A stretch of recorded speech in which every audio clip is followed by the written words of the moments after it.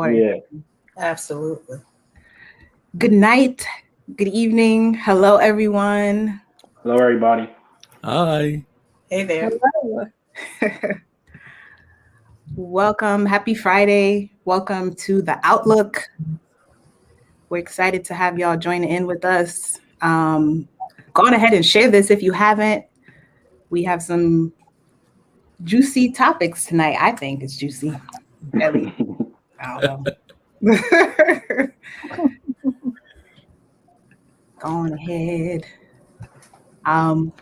While folks are coming in, I guess we could just kind of introduce ourselves so people know who's talking, who's on the screen. I'll start. My name is Jody. I am happy to be moderating tonight with all these beautiful people on screen. I'm also a part of the media ministry and the drama ministry and the women's ministry here at Bethany Baptist Church. All right, everybody. Kevin English. I am a part of the Men's Safe House Ministry, Fresh Ministry, and I think that's it. I'm Deacon LeBou, Deacon Hayward LeBou. I am on the deacon board, and I am also in the choir ministry. It's you, Sister Jane. Good evening, everyone. I'm Jane Ellen Miller. I think I've been at Bethany for about 20 years now. I'm a part of Generations, BPA, and the Concierge Ministry. Okay. What's BPA for the folks who don't know? Bethany Professional Association. So just as a quick plug, a shameless plug, Go on every ahead. third Thursday we have a panel discussion on things that people can do for their businesses or if they're working in the corporate world. Okay.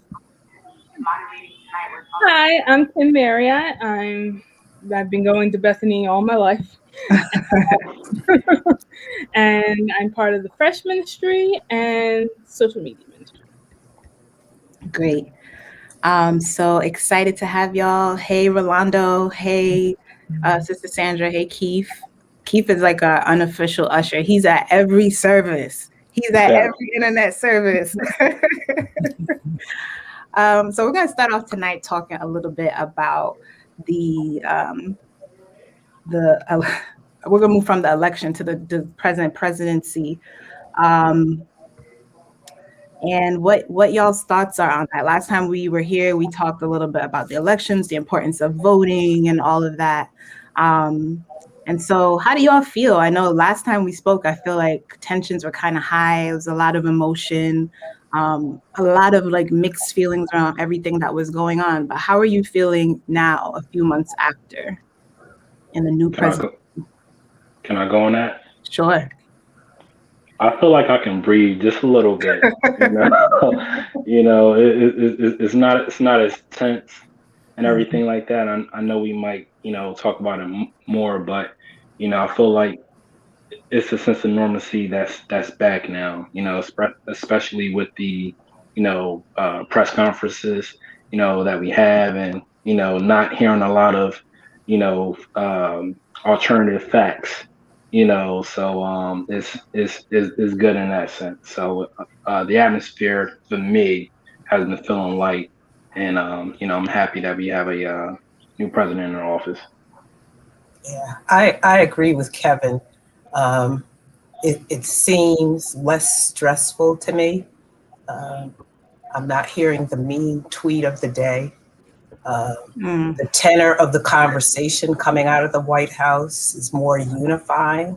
And we'll talk about all the challenges that still remain.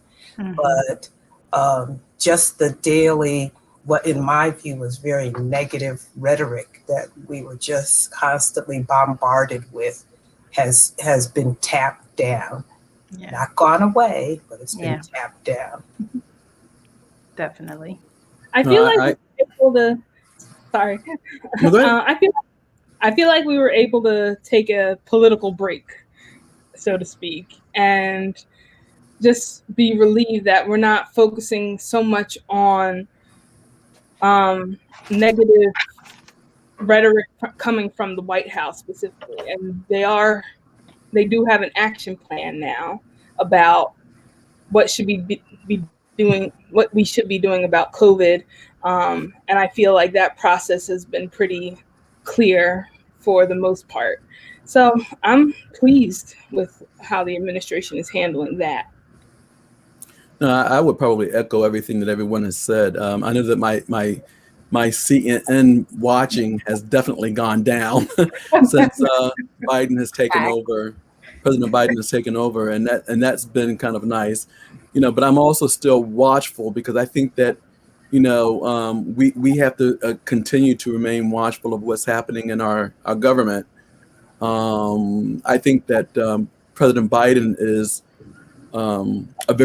seems to be a very decent man, and so I'm looking forward to what the next 4 year brings.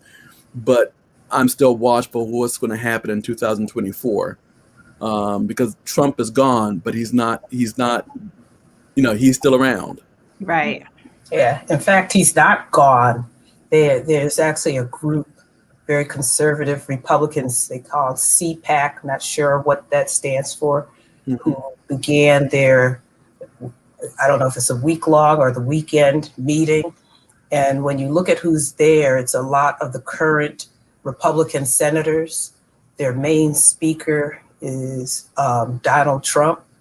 They just as I was watching a little bit earlier, very negative comments about some of the more progressive senators who happen to be Democrats.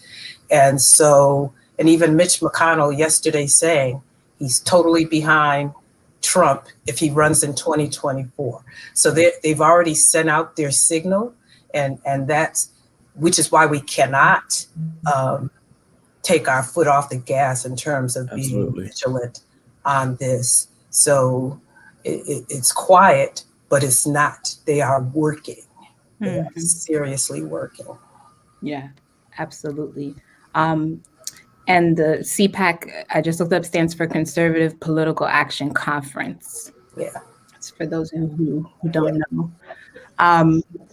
Another question just came to mind on what do you think the church's role is in this social political climate? Because when we think about the civil rights movement, the church played such a big part in that, and Dr. Martin Luther King and many others played such a big part in politics back then.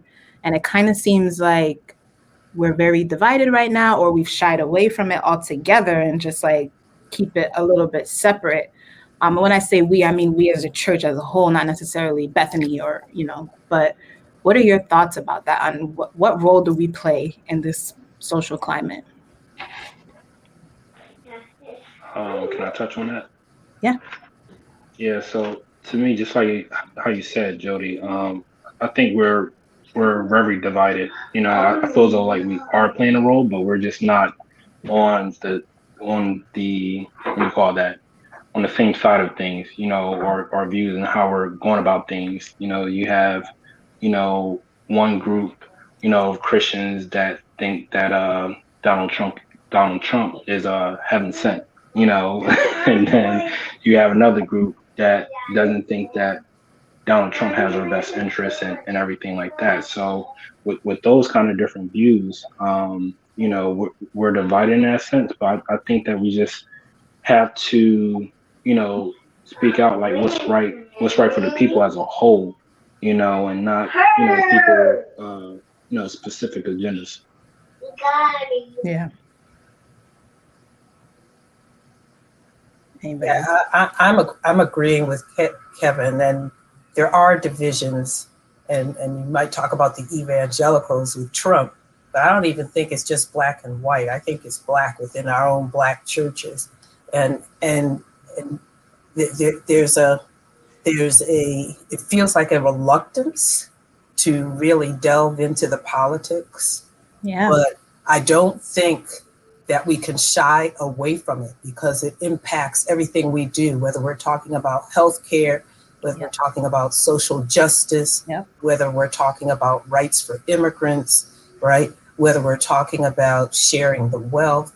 I think that we can't shy away from it. And I think that as individuals, we have to make up our own minds, but to make sure that people are aware so that they can make informed decisions.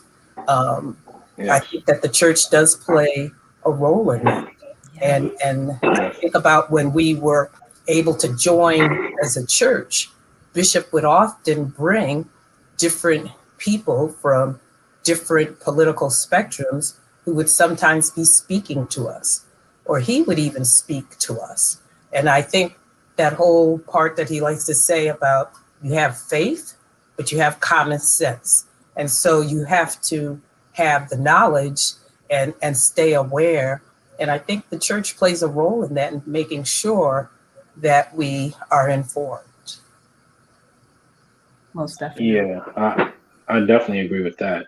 Like, you know, and that's what we saw like play out. Like a lot of people is not informed. Like most people are just like watching like one side of things and only getting their news source from, you know, like just, you know, one side. And, you know, you can't really make a well-informed decision or, you know, have a well thought out, you know, opinion on things with only looking at things from one view. Mhm. Right. Yeah. I agree. Okay. Yeah, I agree.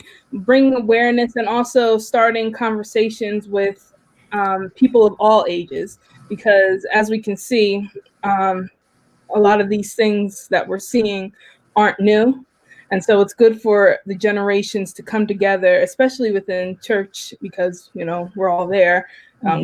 Grandma, uncles, aunties, all the kids coming up.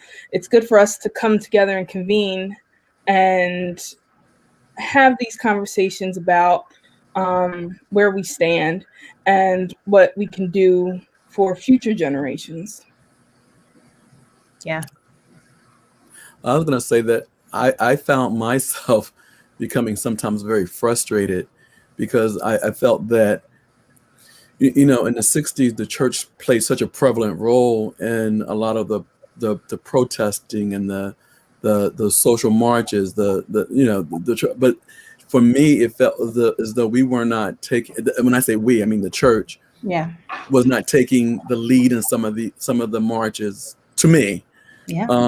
And I felt that we needed to do that. Now, maybe the role of the church in society at large is different, but I just found that the white conservatives seem to always play a part in white conservative churches always are very vocal and very stand out, very strong for what they're committed to.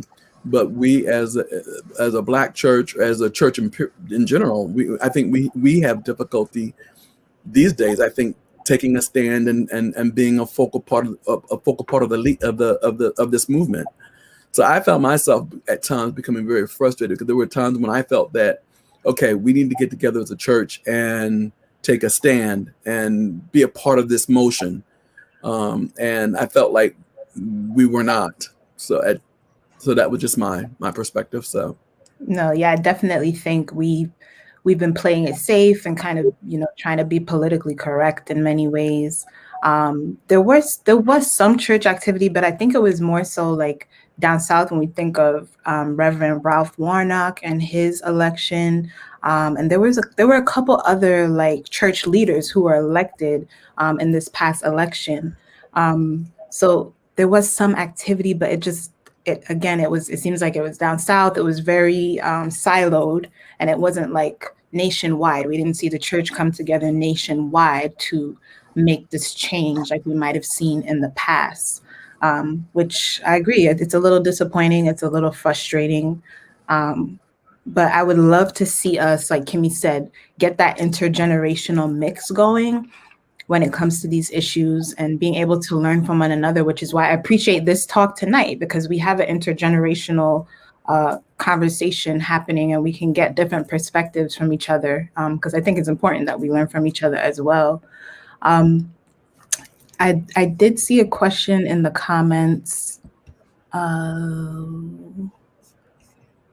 Somebody said, why does Roe versus Wade separate the church? I don't know if anybody wants to weigh in on that, but it pretty much is the law about abortion, making abortion legal. What was the question again? Why does Roe versus Wade separate the church? And Roe versus Wade was the court case where the Constitution of the United States protects a pregnant woman's liberty to choose to have an abortion without excessive government restriction. Mm-hmm. So pretty much I guess what this question is asking, why does that concept of abortion really separate us? And that does seem to be a pretty big driving factor when you talk to a lot of folks about choosing between Trump versus this person, Republican versus Democrat. The abortion thing seems to like rise to the top. And he said a lot of Christians vote on this topic. Yeah, that seems to be something that they do. Sometimes I feel it's a false narrative. Mm-hmm. Right. and that there's something else underlying why people fall either way. If we're really about the church, then this goes against our principles, right? Mm-hmm. Then people have whatever their situation is in their personal life and their personal beliefs, which may be in conflict with their beliefs in God. Mm-hmm. And so I think more than separating the church, I think it separates people and the conflict that you may have within in terms of your beliefs, this is right or wrong, and then what a personal situation may be. Yeah. Right. I think it also, despite the right or wrong and your belief in that with God, I think people bristle at the notion that the majority of the people, not all, but many in terms of the law who speak to be against it, tend to be male. And so I think that, and in particular, white male, and I think that women bristle at the fact of being told what to do with their bodies. Yeah, that's always kind of an interesting narrative to me. Mm-hmm. Because it's not just you, you're talking about another human too, mm-hmm. right?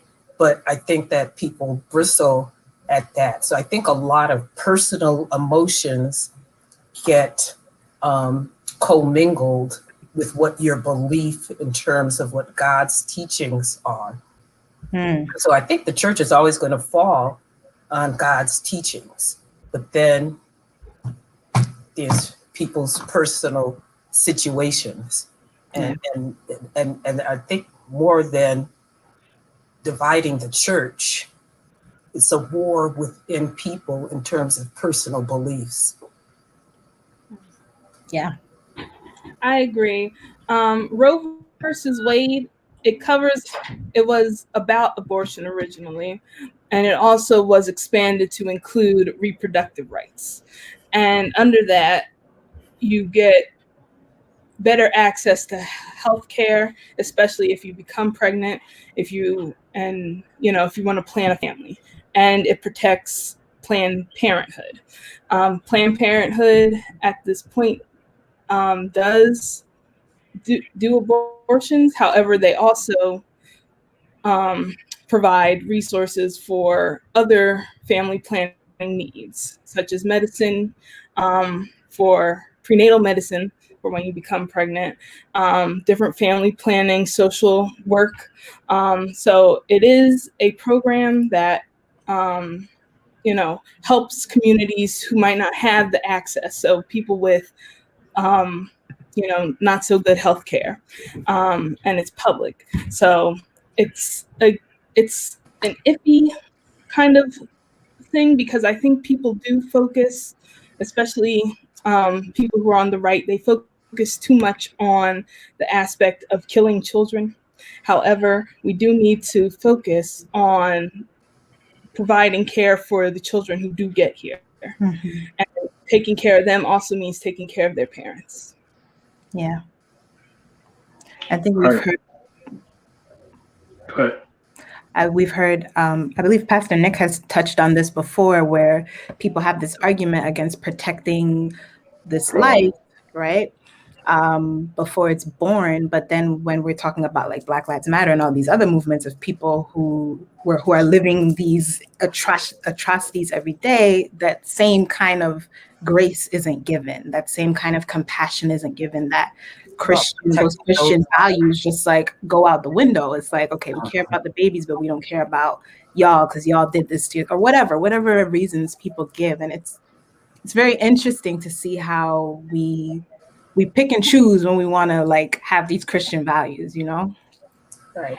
And the attack to that point about the attack on Planned Parenthood, and when they are supporting people who have a very deficient or inefficient access to health care, often that's lower income and often that's people of color, right? Yeah. So to do away with a program that's going to provide some of those services that people need is traditional in a part of our political spectrum of not really being concerned about helping to lift people up.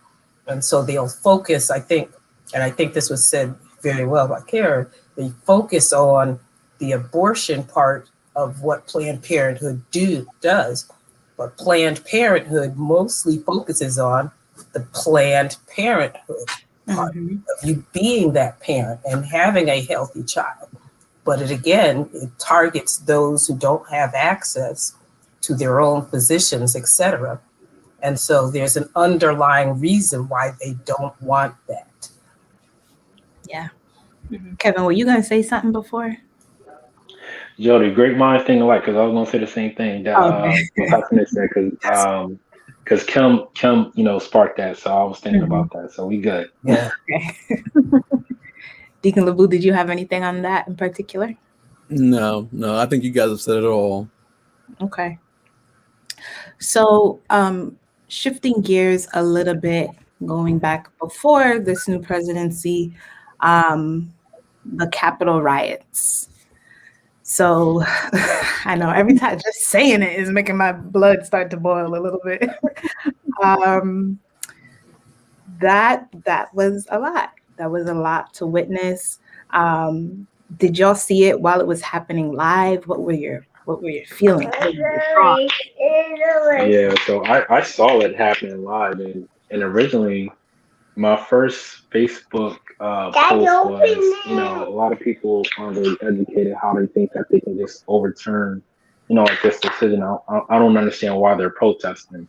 Yeah. And like 5 minutes later, things just escalated, really quickly, and for the life of me, I just couldn't understand, how are they making their way into the building? Like, where was the National Guards? Like what was going on? I felt like even with that, like the National Guard was taking forever and everything like that. And it was just frustrating. It was frustrating to watch as well because, when the Black Lives Matter was protesting and everything, it was peacefully protesting.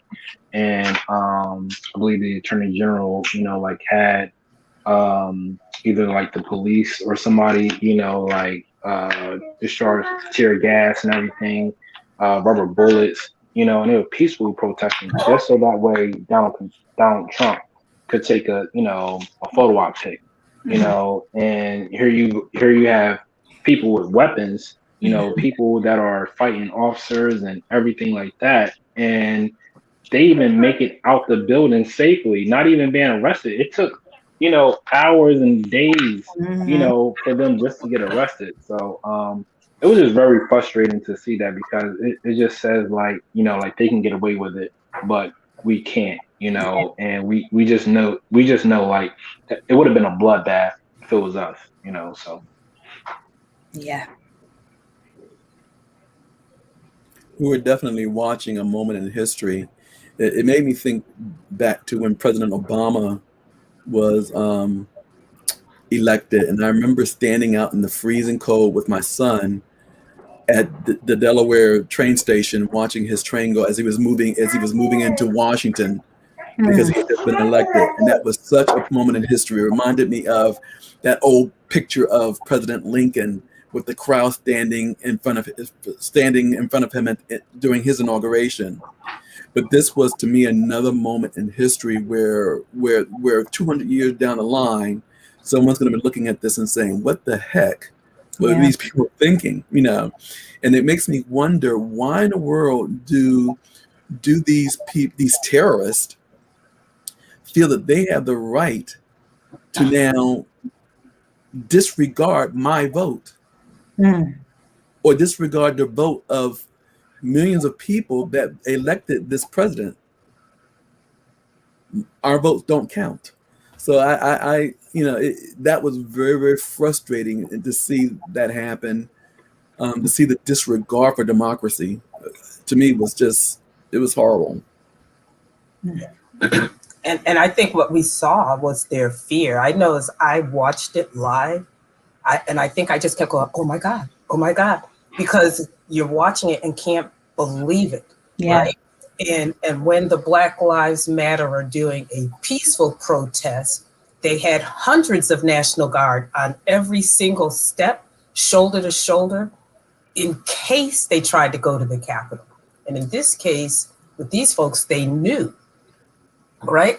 And part of what you're watching, and that's the I don't know if that's the beauty, but the advantage, the disadvantage of so many cell phones and watching it live, is you saw police taking selfies with people who were breaking in while that was happening, right? You saw police gently walking people down the steps as they were coming back out.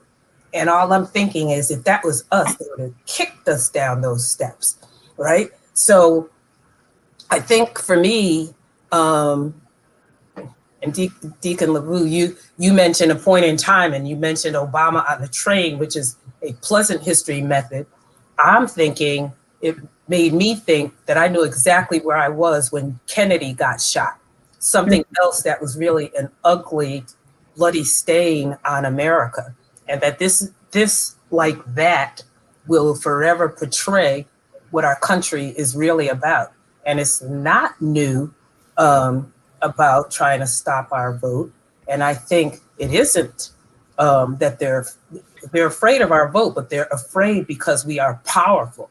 And I think that's why they try in every kind of way they can, legal and illegal, to suppress the vote, whether it's through redistricting, whether it's through the removal of mailboxes, whether it's trying to make it illegal to vote on Sunday because the churches rally people to go to the vote. So those things continue. And this was just in your face.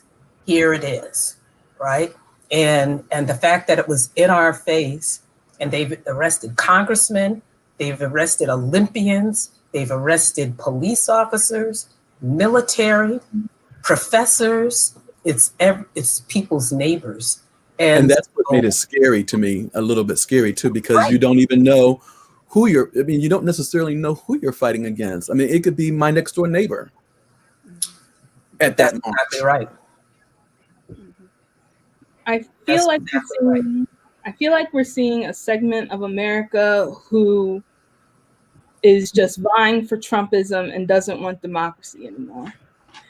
And that's sad. Not democracy as we know it. Not right. They want their democracy. Right. Yeah. Right. And they want to silence the voices of the minority. And we can't let that happen, because we saw in Georgia the power of the minority vote. And when we band together, change can happen. So I think that was a hopeful moment in our nation. But these insurrection riots were very frustrating, because the lack of response from law enforcement was frustrating, because the National Guard in Maryland were ready to go and regulate the situation. However, they have to have a go from the FBI or someone in power, and he stalled on that. So the fact that response was delayed intentionally was very frustrating. And again, I want to go back to the protest that Colin Kaepernick did, and he's just on a football field, taking a kneel, and he gets stripped of his career, is slandered, endorsements lost, for peaceful protesting, and people from the right are saying, oh, well, that's not the way to protest. Is insurrection the way to protest? Mm-hmm. Not only that, they talked about Kaepernick and anyone else who kneeled was disrespecting the flag, when in the past, kneeling was never a sign of disrespect. That was a genuflection, right? So they talked about that as a sign of disrespecting the American flag. But what about folks who use the American flag to break the windows? They burned the American flag. Inside, they took down the American flag and put up the flag that said Trump. So those, to me, were signs of disrespect of the American flag. But so the rhetoric continues, right? And the fact that 80 million people who voted for Trump by that rhetoric is something to be concerned about. Absolutely. Yeah, I never forget that. Go ahead. Yeah, and even to that, what everybody has mentioned, it's like, it was also an embarrassment too. Like, you see this happen in other countries and everything like that, but for other countries to be reporting, like on us, just an embarrassment. And, for our capital to almost like look like a war zone as far as like having soldiers protecting ourselves. Like, how embarrassing, is that? And to Deacon Labu's point, yes, it is a point in history that we'll definitely remember. And even when they had former President Trump impeachment trial, and you had some senators, who still, wouldn't speak out or anything, just, saw nothing wrong. They're going to be remembered for that, so. I hope so. Absolutely. I mean, all we got is the decisions that our lives are made up of the decisions that we make. And unfortunately, a lot of people are going to, I think, regret the decisions that they've made these past few years, and particularly the past few months, because it had effect on millions and millions of people's lives. So, we've been talking about all this politics and stuff. What do you hope will change under this new presidency? Just in general, what is it that you're hoping for moving forward? I'm just hoping that they can just get a lot of things done, especially things that's going to, sorry for being biased, that's going to really help the Black community. We help overturn as far as like the senator to like have the numbers to like really get things done. So that's my main hope, low reparation probably. I don't know. But, we'll see. I just want them to help the Black community. Yeah. Okay. I hope that from this experience that we as a community will learn to band together and support the causes that we think that are important. So President Biden can't do it all by himself. I mean, I think that we definitely have to work together to see any type of change that comes forward. And so I think that I think that it would be, again, that we as a community come together and decide what it is that we want to fight for, and again, continue to move in those areas. And I think that, and going back to our earlier conversation, I think that the church has to be a part of that. This is a moral movement that we are in right now. And I think that we as a church, we should not be on separate sides. We shouldn't be, but. Yeah. Yeah, I agree with that. And I feel, I shouldn't be this crass, but I feel like the adults are back in the White House, and I feel that they're on the right side of things. Are they going to get everything right? Nope. Right. And are the Republicans going to fight them on every single thing? Yep. Right. But I think in some cases it'll be a difficult fight, because whether it's 1.9 trillion or 1.5, at the end of the day, people know that the dollars have to be put in to fight against COVID. people know the dollars have to be put in to really be a stimulus for people. $600 a month does not pay most people's rent, right? But 200 does, 2,000, I mean. And so they've got to figure that out. Now, does everybody need that stimulus? If you're making over 75,000, I would say not, right? So some of those things I think they could work through and make it something that has to happen. Small businesses have to be helped. And I think that Biden and Harris need to get out and get into the communities and saying, we're fighting to get this for you, and your senators are fighting against it.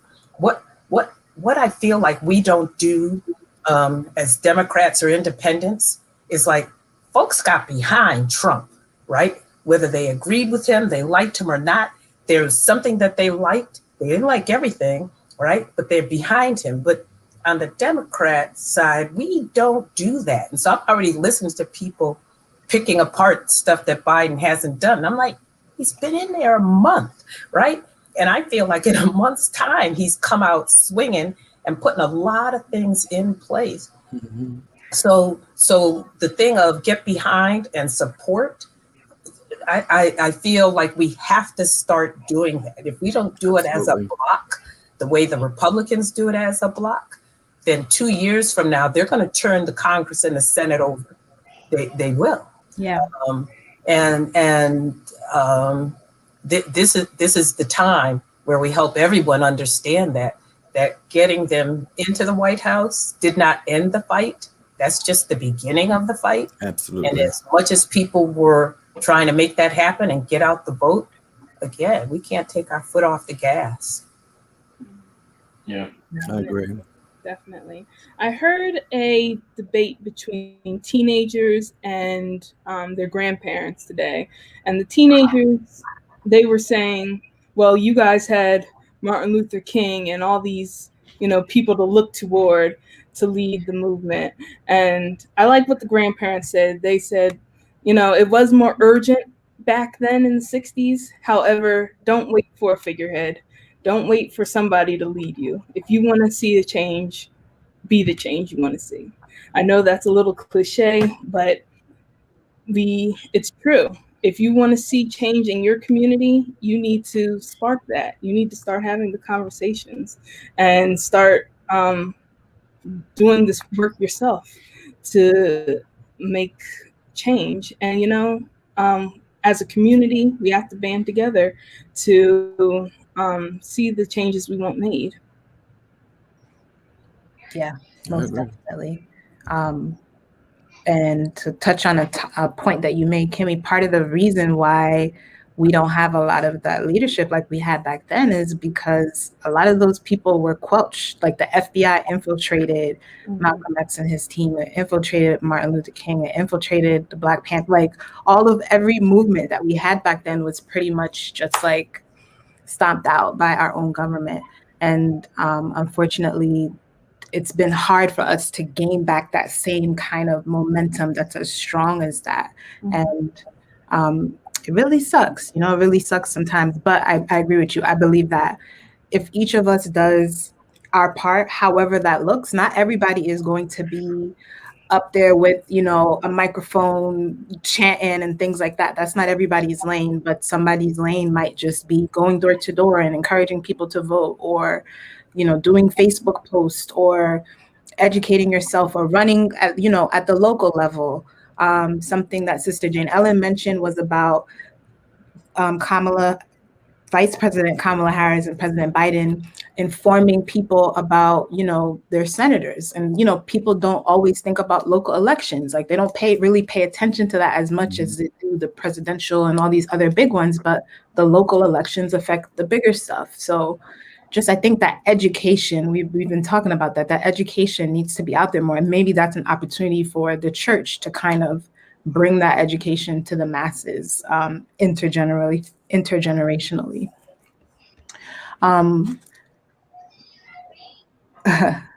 So there've been questions about Trump running again. Just the thought of that makes me kind of want to. Nauseous. Yeah, I really want to Earl right now. You know, I would say to that, you know, if he does decide to, you know, to run again, that we just can't get complacent. Like, okay, well, you know, Biden won the last time, so we don't need to show up, you know, as support because at the end of the day, like Trump got like 70 million votes, you know, which is a lot, you know. If I'm not mistaken, I think that's like the second most. Right. So so we gotta, stay on the gas, keep our feet on the gas, and just, continue to get people out. You know, just like you said, Jody, encourage people to get registered and, create posts like, if he does decide, to run again, so that way he's not back. Because if he does go back, the things that they've been trying to do, get things reversed, like, with the immigrant kids, trying to reunite them back with their family. Like, we just don't want like another disaster like that, and just to be embarrassed again. Yeah. Anybody else have thoughts on Trump 2024? I was hoping we were done talking about him. Yeah. Just knowing that that conservative Republican group is meeting this weekend, and that many of the current sitting senators are there and they are speaking, and just a little bit I watched things that you're saying about Bernie Sanders and AOC and getting people riled up, right? And their keynote to end it all will be Donald Trump. So when have we in our history known of another former president who just lost and is already campaigning for the next election, and that the sitting senators are not in DC, they are in Florida pumping that up? And so that tells me it's not even about 4 years from now, it's 2 years from now, it's 1 year from now. And you said it when you said the local elections, because that's where social justice stuff happens, within your own school boards, within your own police commissions, all of those things. And to show that folks are involved and working to get the right people in locally will help us get the right people in nationally. But if we think we can wait until 2024, 2023 to start that work, they're working now, Yeah. right? So, and while they're doing that, they're going to come back and put as many barriers in front of Biden as possible. So that's the part of we, I think, have to be very, very involved, and making sure that our neighbors and everyone else understands you're only going to benefit from this package that's going to get vaccine out there, that's going to get the medical care out there, that's going to get jobs out there, if you're making your senators do the right thing. And so that's where everybody has to be that activist to make those things happen, make sure that people are aware. Otherwise, I hate to think this is the calm before another storm. I know. And I don't want that storm again. No. One of the things that I think about, though, is that all of the senators that are supporting Trump, I'm not even sure how much they even really support Trump, or that they're afraid of the base that he has created.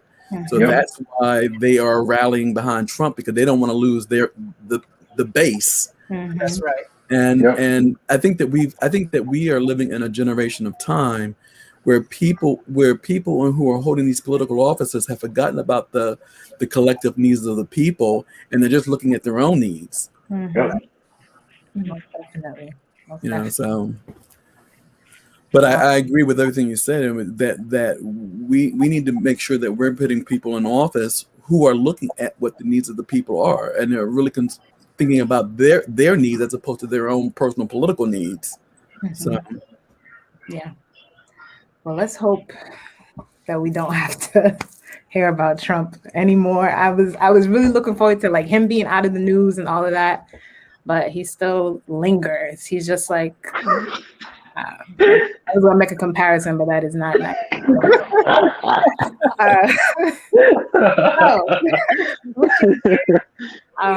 Sister Jane Ellen, you mentioned the vaccine, which has been a very hot topic. Oh my gosh.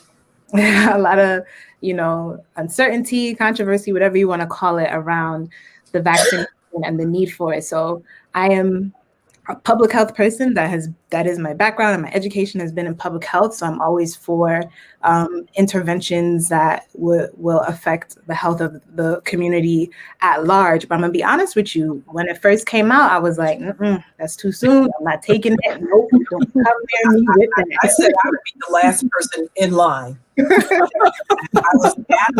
was adamant. Yes. Right?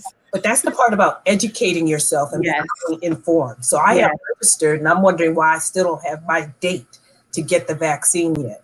Yeah.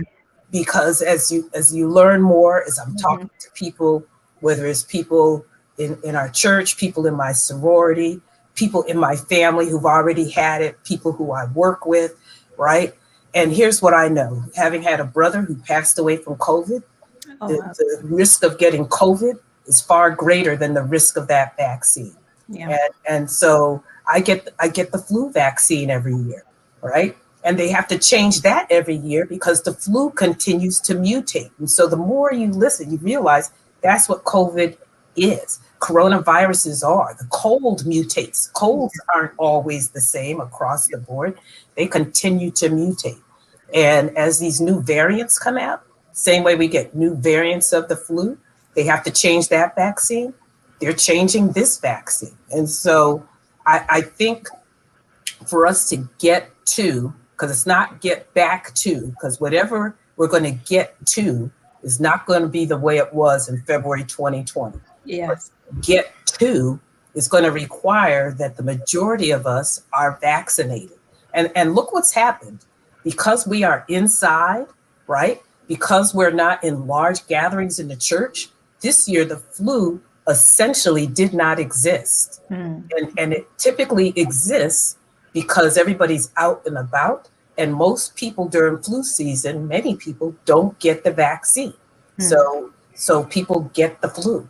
But this year, because of the fact we're inside, you essentially tamped it down, right? Which is all they've been asking us to do, to tamp down the COVID.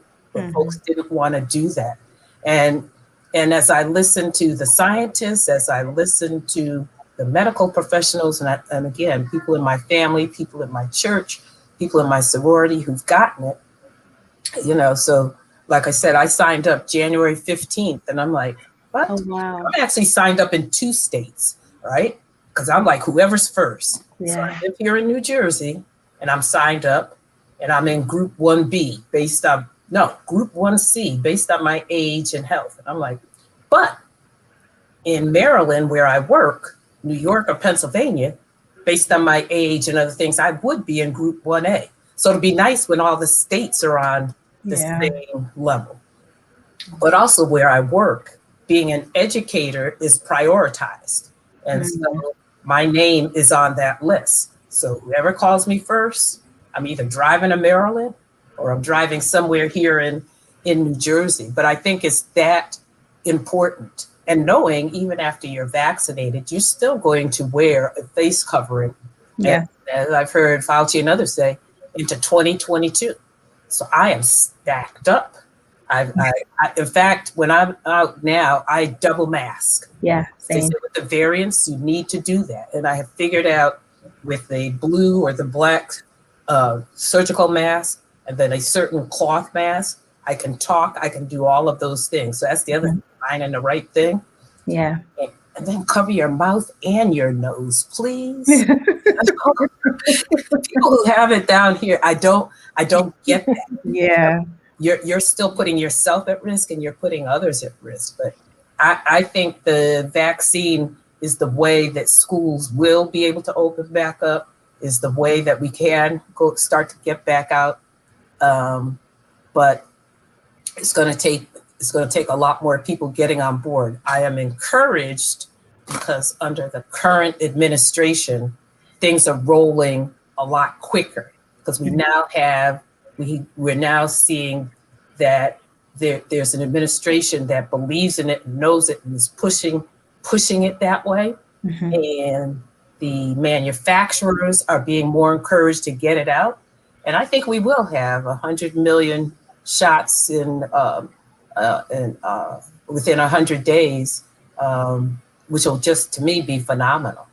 Yeah, absolutely. Well, I have to admit, I was waiting when the vaccines first came out. I was waiting for Melania and Donald and Lil Barron to take it first. I was waiting on them to go first, but now. Lil Barron.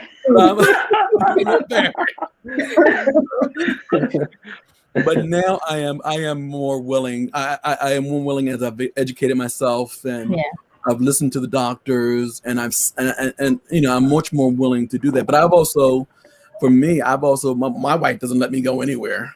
I can't even go to the Walmart anymore. So but I am in the process of getting my vaccinations, and I think. But I guess part of my question is, where do you think the Black community stands on the subject of vaccinations now? Do you think that we are, for the majority of us, are trusting this vaccination and trusting enough to move forward, or do you think they're like me and saying, "Lil Barron, you go first"? 3 months ago, absolutely not, right?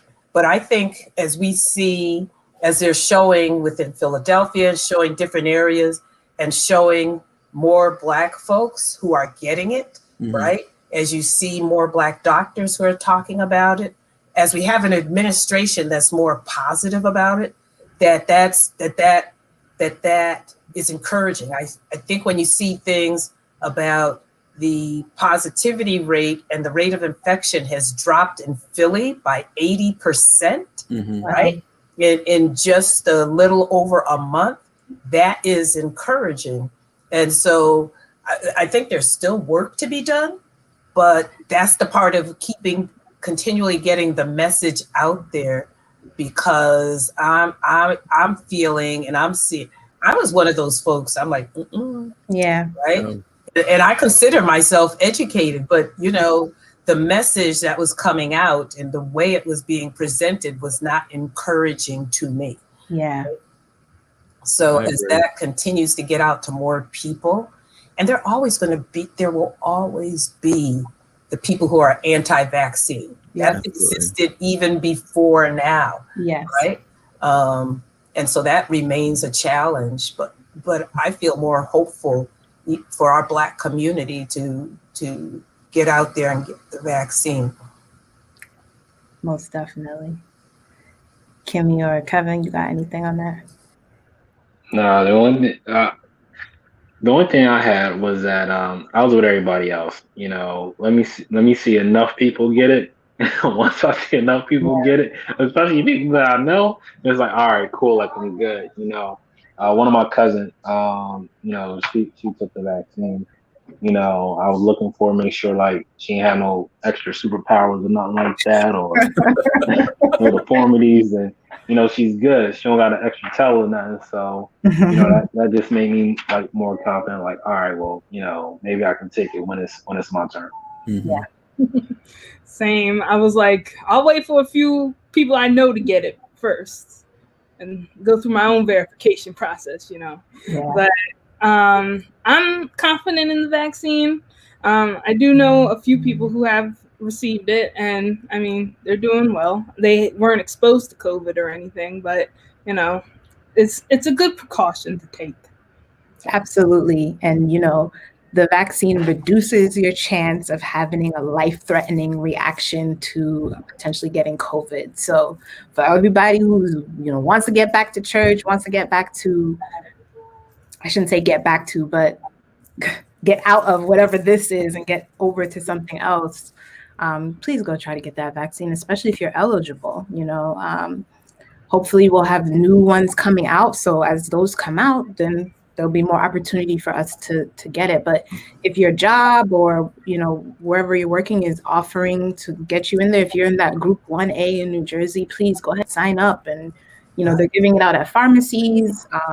there's mega sites. There's a mega site that opened up at like Morristown Mall. It's out there. There is a wait because I did sign up also and I haven't heard back. But please get your name on that list so we can all protect ourselves and be safe.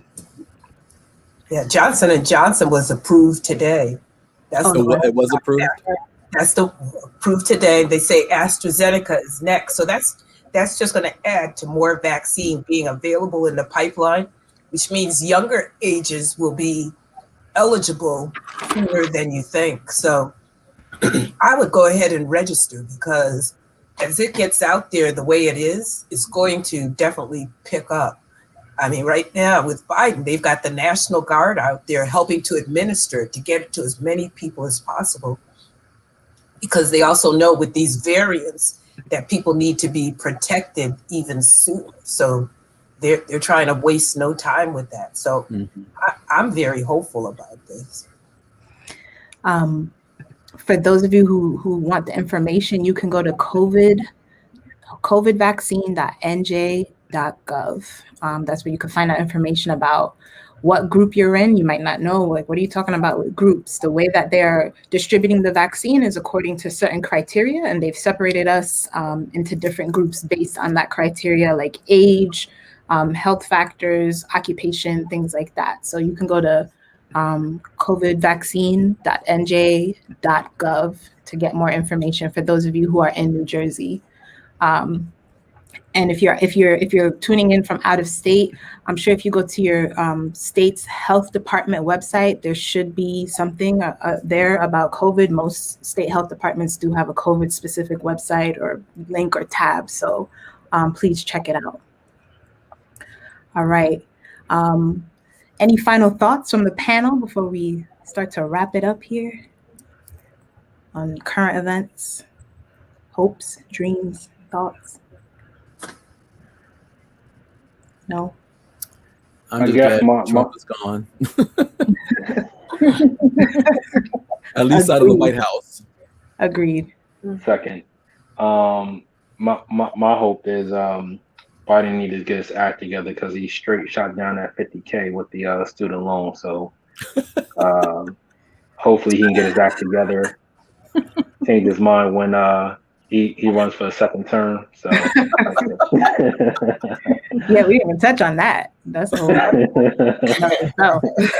He said absolutely not. Yeah. All right, y'all. Well, thank you so much for tuning in. Thank you to everybody on the panel. We hope you all got something from this. You got some education, and we hope that we can continue to lead in that way with current events, giving you all the education you need and hearing from so many of the wonderful members of our church. So thank you all. Have a good night. Thanks for tuning in.